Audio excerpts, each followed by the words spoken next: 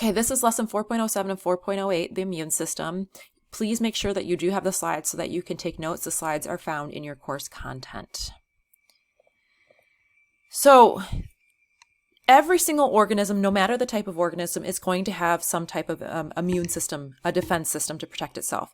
So this could be as small as a piece of bacteria. It could be as large as a large elephant. It could be a plant, but everything has an immune system because it has to protect itself against pathogens. And pathogens are germs. They're also disease-causing organisms. So pathogens, germs, and disease-causing organisms. You're going to hear me say pathogen a lot. So please know that pathogen is like the bad guy. COVID-19 is a pathogen. The flu is a pathogen, okay? So anything that makes a body sick is a pathogen, a foreign agent, a pathogen. So your body has a first line of defense, and the first line of defense is going to include the skin, the mucous membranes, the inflammatory response, and fever. Those are the first line of defenses. And then the immune system is the last resort. So 4 lines of defenses first, and then the immune system. So let's talk about the skin. The skin is your first defense that your body has. It is a whole organ designed to keep pathogens out. Okay? Yes, there are openings in your skin like your mouth and your eyes. Again, if you remember from COVID-19, they were always telling you to wash your hands, don't touch your eyes, don't touch your mouth, always wash your hands first. That's another way pathogens can get in. But it is your skin that is the major first piece of defense. The other thing that's really important about skin is that your skin sweats. And sweat is important because sweat is acidic. Pathogens don't like acidic environments. And so the sweat tends to kill off many of the pathogens before they can even get inside your body. Next, we have mucous membranes. A lot of times germs can be inhaled through our mouth, through our nose, not necessarily inhaled through our eyes, but they can get through our eyes. And so there is a sticky substance called mucus that lines our body. A good example of this would be our boogers, right? It's found on the tissues that line your nose, your mouth, and your eyelids. And that sticky stuff holds on to the pathogen so that it cannot travel further into your body. Next, we have an inflammatory response system. And whenever an invader finds a way into your body, a lot of times this will happen around cuts that you've had. You will notice that there's a redness and a warm touch around that particular cut.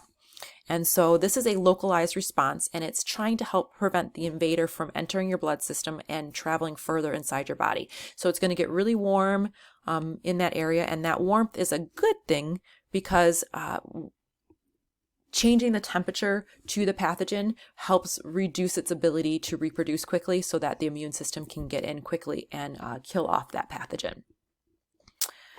And the final first line of defense would be a fever.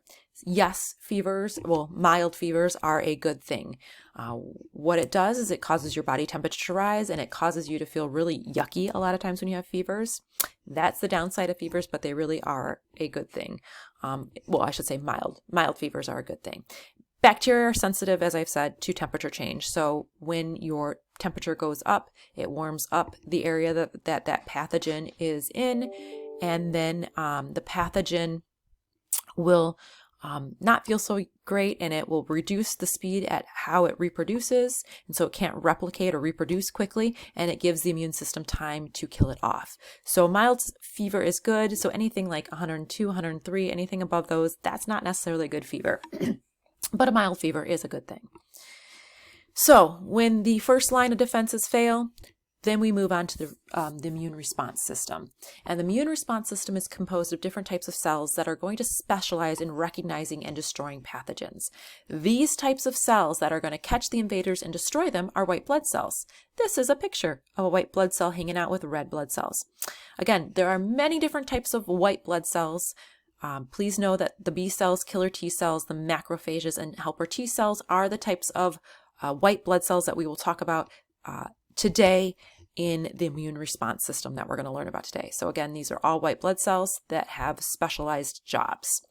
So here's a picture of a white blood cell fighting off bacteria. So these pickle-looking things, that's the bacteria. This superhero white thing is the white blood cell. And these Y yellow things, those are the antibodies. Some white cells, not all, produce antibodies. We'll talk about which ones do, but these antibodies are responsible for attaching onto the bacteria or the pathogen and killing that pathogen and setting in motion that getting rid of the pathogen.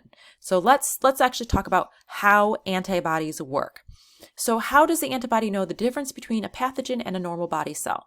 Well, pathogens have very unique protein tags called antigen. So see the spike on the bacteria, or I'm sorry, on the virus, the spike on the virus, that is an antigen. The square on the bacterium, that is an antigen. Now, here is an antibody, this Y-shaped thing. So this antibody has an indent. This is the antigen right here. It's the bonding site. It has an indent, and that bonding site, that protein tag, is going to change shape in the antibody depending on what the pathogen is. So the antibodies are sent out to help destroy the pathogen, and they will only work on the antibody with the matching antigens. So this antibody, if you look at this indent here, it's got a triangular shape to it. Which pathogen, the bacterium or the virus, do you think it's going to bond to? Hopefully you're saying the virus because it matches that bonding site. That bonding site matches the antigen on the virus. And your body cells will not match that antibody. So the antibody is going to leave your body cells alone. That antibody is even going to leave the bacterium alone because it doesn't match the antigen. All right, you're going to get different antibodies for that. So how are antibodies made? Well, antibodies are produced by the white blood cell, the B cell, specifically the B cells. So pathogens have to come in contact with the B cells. And then once they come in contact with the B cell is going to make the antibody that matches the antigen.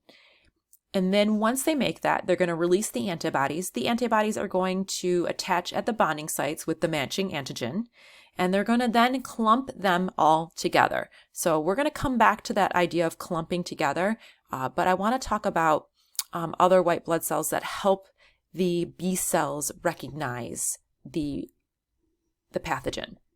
So helper T cells. Helper T cells are super important. They're like 911 dispatchers.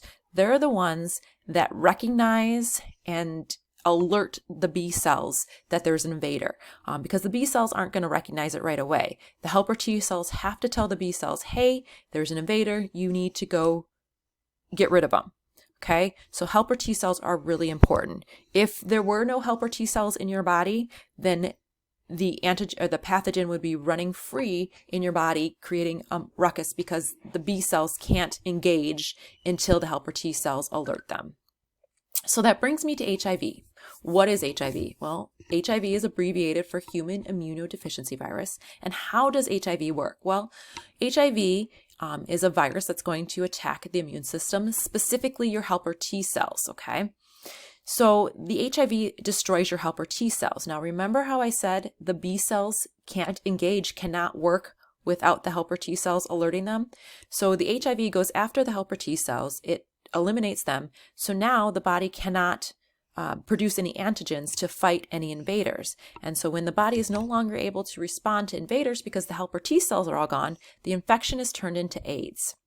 Now AIDS is abbreviated for acquired immunodeficiency syndrome, and it means that the body's immune system is no longer able to fight pathogens. So when people say they're dying from AIDS, yes, in a sense they're dying from AIDS, it's the ultimate cause, but the statement is a little not true, okay?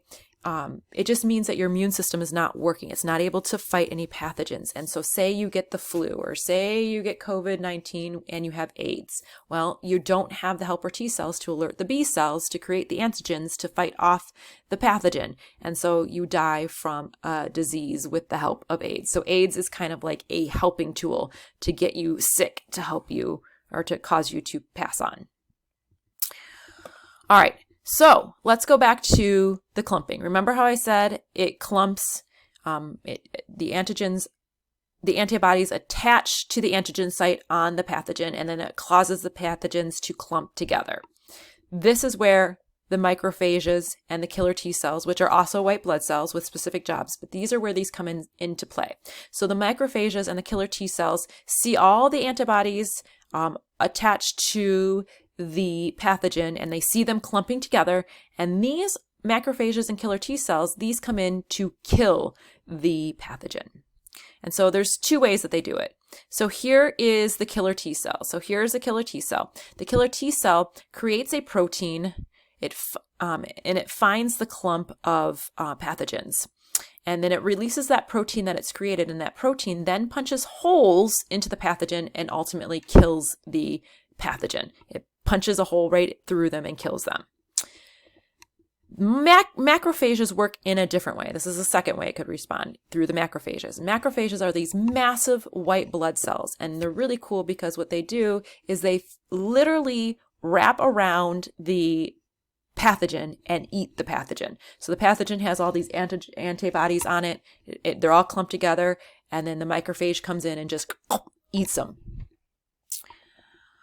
All right, so if a pathogen comes back into your body, will the immune system respond? Absolutely. The B cells store information about particular pathogens. So the next time that pathogen enters your body and invades it and tries to attack it, the B cells will remember it, will be able to quickly produce those antibodies to kill off the pathogen.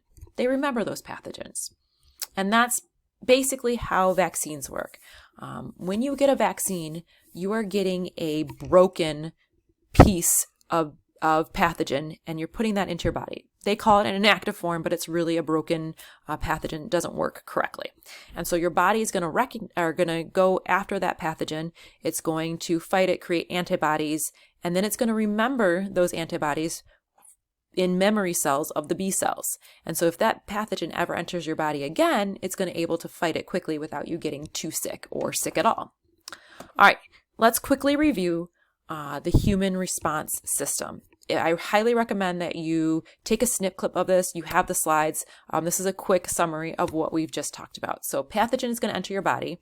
The helper T cells spot it and alert the B cells. The B cells then make the antibodies that match the pathogen's antigen. Okay, that protein tag. The antibodies are then released by the B cells. They mark and clump the pathogen so that the macrophages and the killer T cells see the antibodies attached to the pathogen and then destroy it through either the killer T cells punching a hole in it with their protein or macrophages eating them. All right, so that is it for today. If you have any questions, feel free to email me, and I will see you back in class next week. Bye, everybody.